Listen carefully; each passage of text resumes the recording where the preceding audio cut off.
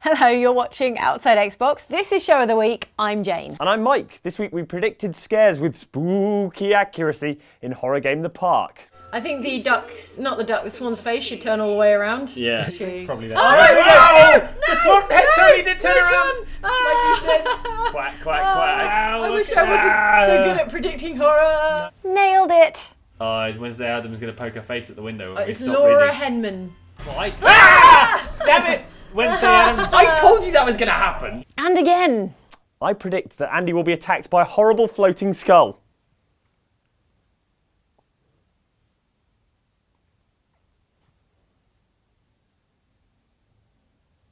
Can't win them all.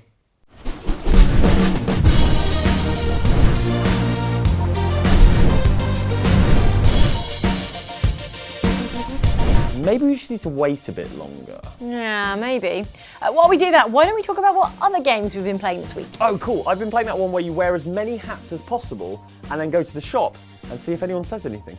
Oh, I meant video games. Oh, okay. You go.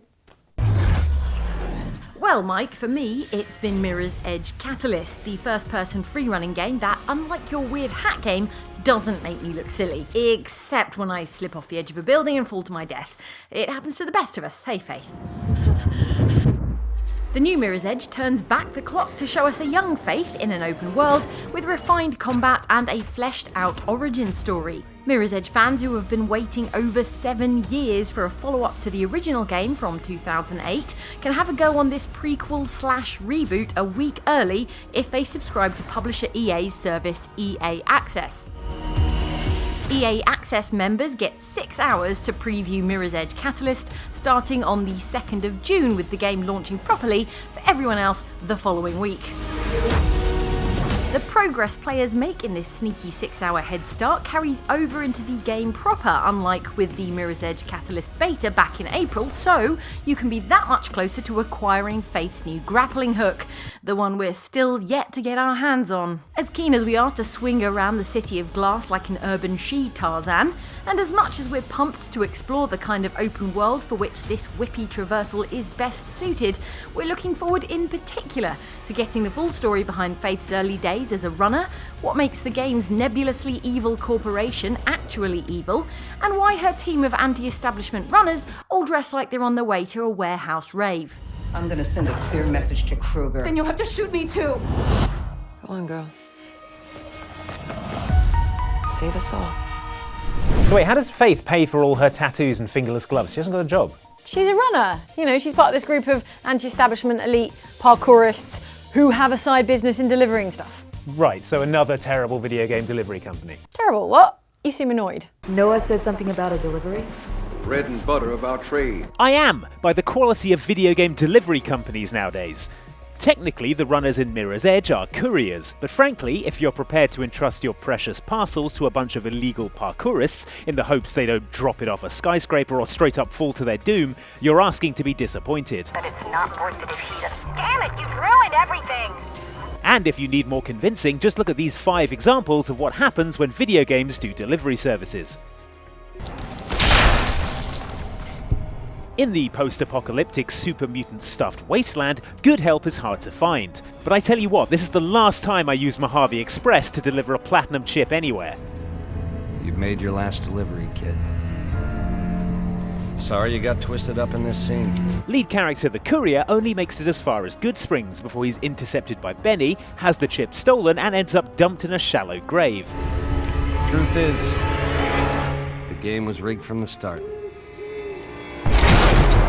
Ordinarily, I'd think that being shot and left for dead in a hole by Chandler off of Friends would be a pretty good excuse for failing to complete a delivery, but Fallout New Vegas is a game with fast travel. He should have been over here in about 30 seconds.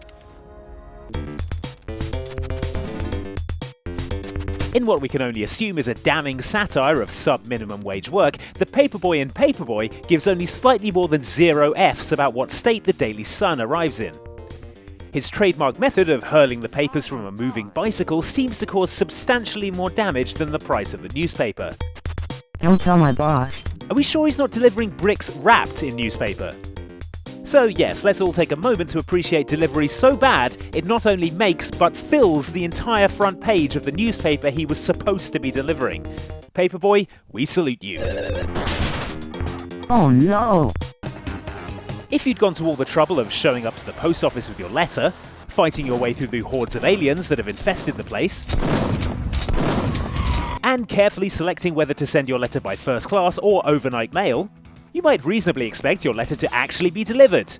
Follow the mail chutes down in Duke Nukem 3D's going postal level though, and you discover that your precious envelope ends its journey mere seconds later in a raging garbage fire. Think I'll send an email next time. Maybe my luck's finally changing.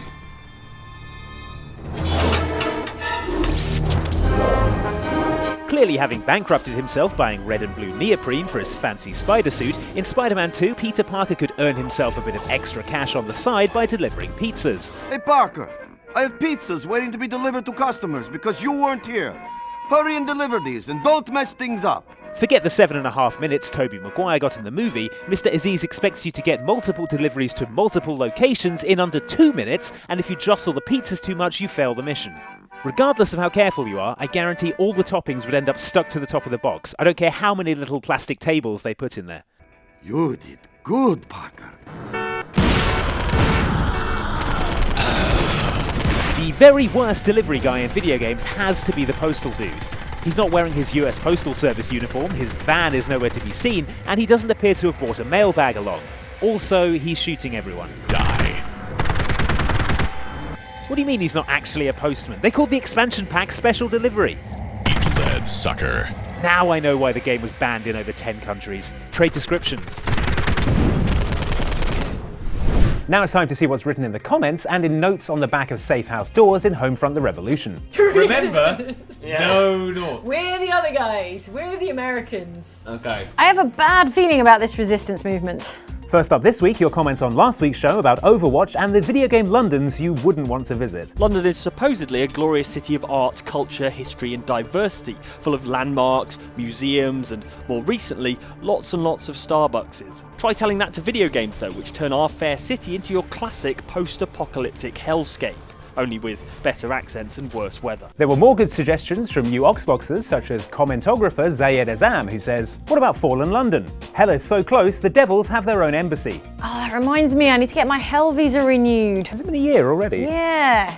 Comment maker The Pimpalo, meanwhile, says, if you're looking at alternate London, how could you not include Sunless Sea? There is literally a section dedicated to demons and shops that sell crates of human souls. Well, yeah, so much more convenient than harvesting souls individually. Right, we're not made of free time, Pimpalo. Right, and comment typist Torrin Jones says, "Get well soon, Jane. Weird how she's always ill when new games come out." Oh, that reminds me, I'm going to be ill in August because of Deus Ex Mankind Divided.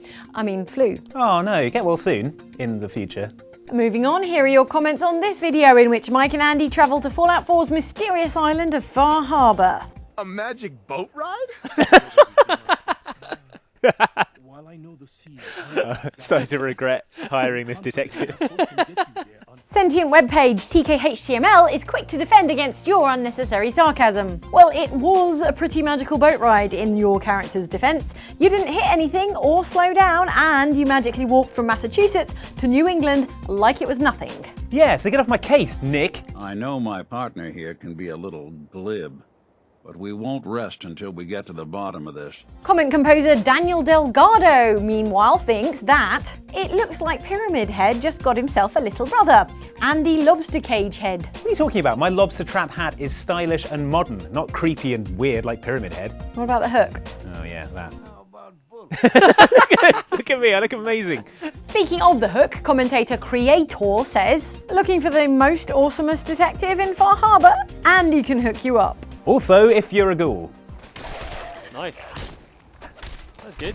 Finally this week, your comments on this video about the video game theme parks that would be immediately condemned. Unfortunately, most video game theme parks don't make the grade, whether on grounds of poor hygiene, ride safety, or just the fact that they're more haunted than a Ouija board factory built on a Native American burial ground. Amusement park safety is as big an issue as we suspected in video games, going by the number of additional suggestions from you guys. Right, comment smith Kenji1801 says, "Don't even get me started on Silent Hill 3. You've got to admit the Haunted Mansion ride is effective. Oh, the cries of the children.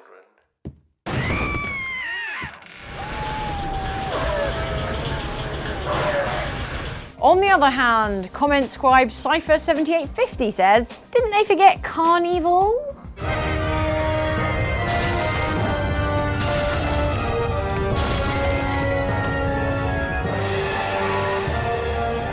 Nothing in the theme park building regulations that says they can't supernaturally rise out of graveyards. That's how Thorpe Park got built, you know. Finally, comment author Xander says, not even a mention of LeChuck's theme park in The Curse of Monkey Island. The roller coaster literally turns you into a skeleton, and don't get me started on the snow cones. Yuck. I have sweet cones, meat cones, cold cones, mold cones, bold cones with lime, cones with slime.